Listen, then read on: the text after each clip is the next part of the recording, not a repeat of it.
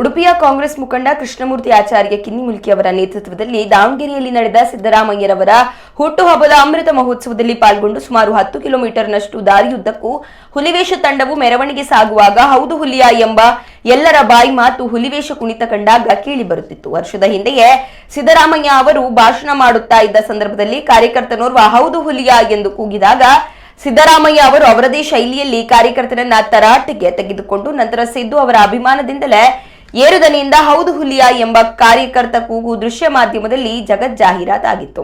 ಆದರೆ ಇಂದು ಉಡುಪಿಯ ಹುಲಿವೇಷ ಕಂಡ ಜನಸ್ತೋಮ ಹುಲಿವೇಷಧಾರನ ಹೊಟ್ಟೆಯ ಭಾಗದಲ್ಲಿ ಸಿದ್ದು ಭಾವಚಿತ್ರ ಕಲಾವಿದನ ಕೈಚಳಕದಲ್ಲಿ ಎಲ್ಲರನ್ನ ಹುಲಿವೇಷಧಾರನ ವೇಷ ಹಾಗೂ ಕುಣಿತ ಕಂಡು ದಾರಿಯುದ್ದಕ್ಕೂ ಎಲ್ಲರೂ ಮುಗಿಬಿದ್ದದ್ದು ಕಂಡುಬಂತು.